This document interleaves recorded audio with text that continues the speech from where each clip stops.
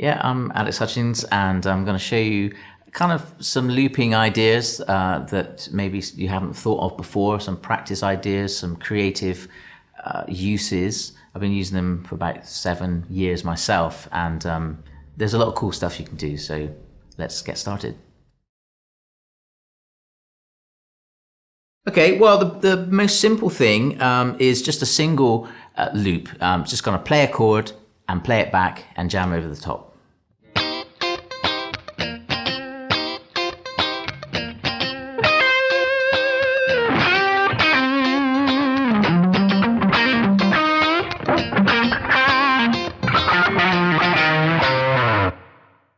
So of course that's a great thing, you can just loop up and play away to your heart's content, but you can also overdub, and I'm going to put like a bassy sound on, and the way you do that, you press play, jam over it again, and then when you hit it, it will actually overdub another part. So let's have a go at that. 2, 3.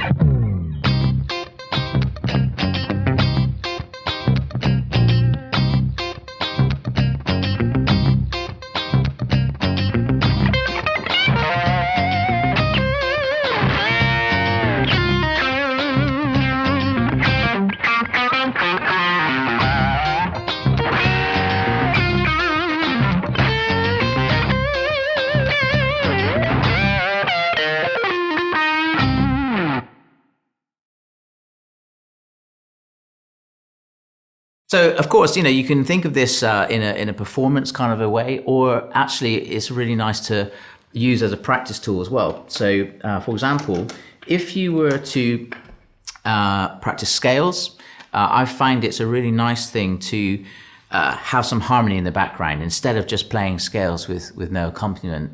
So let me show you how to do that. Just in free time, I'm going to just loop up a couple of chords.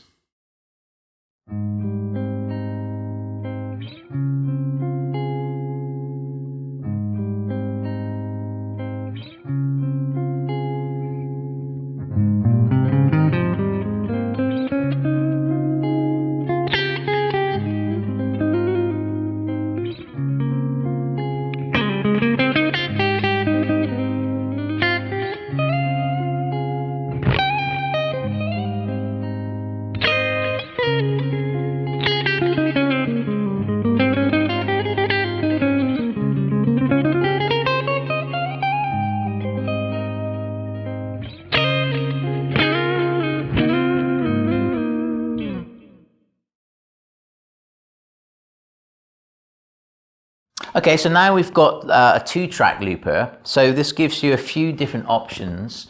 For example, you can either do like a verse and a chorus thing, or you can think of it as like a one progression where you can take part 1 or part 2 in and out kind of thing. So I've got a couple of different examples for you. This first one is kind of like the verse and chorus idea, and I'll be stopping and starting it and using the rhythm guide as well. So yeah, basically, I mean, for this last example, I was using the right button to kind of operate the tap tempo thing. So if I literally at any tempo click that button, it will give you a solid foundation to work on. So let me just show you that, for example.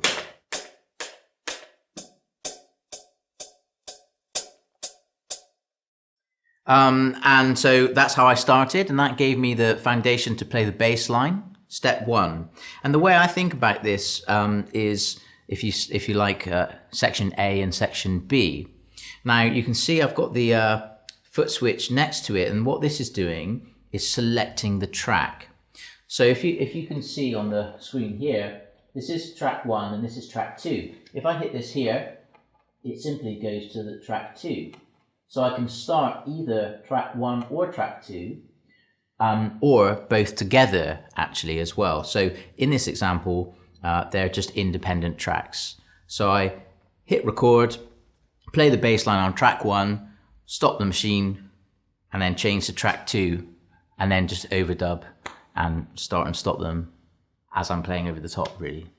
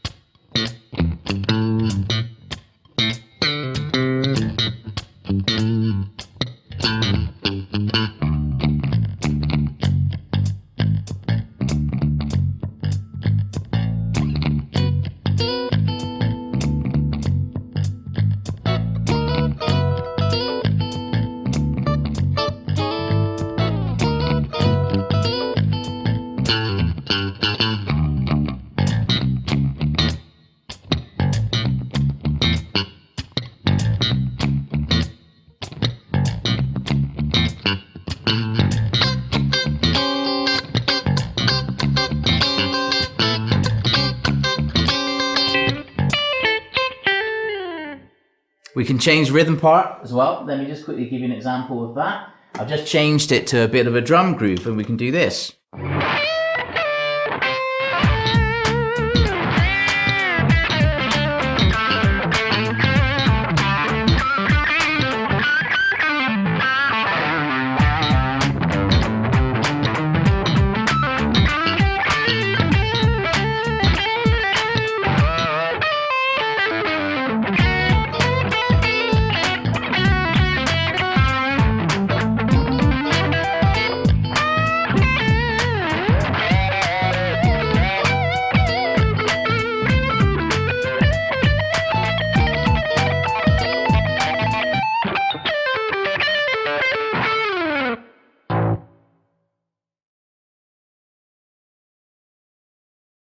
Yeah, well, here's a different idea. Basically, if you think of the loop as one progression, you can take track 1 and track 2, play them simultaneously, but stop and start them whilst they're running alongside each other. So I'll just give you an example of how you could do that.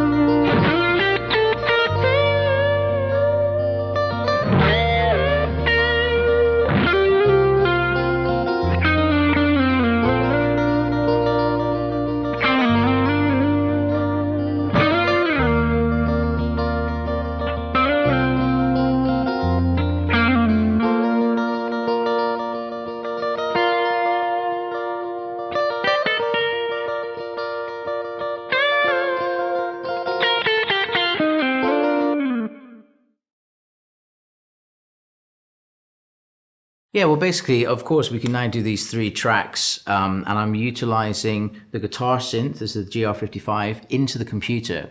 And what that is actually doing is triggering sounds, but also providing the guitar tone as well alongside that. And it's all plugged into the loop station.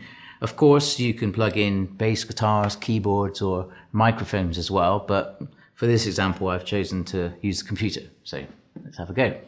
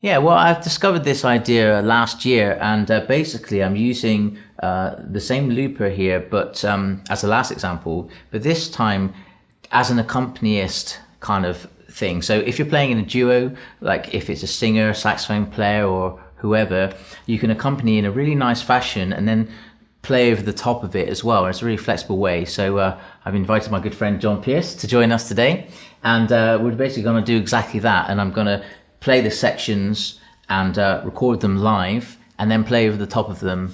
And so let's see what happens.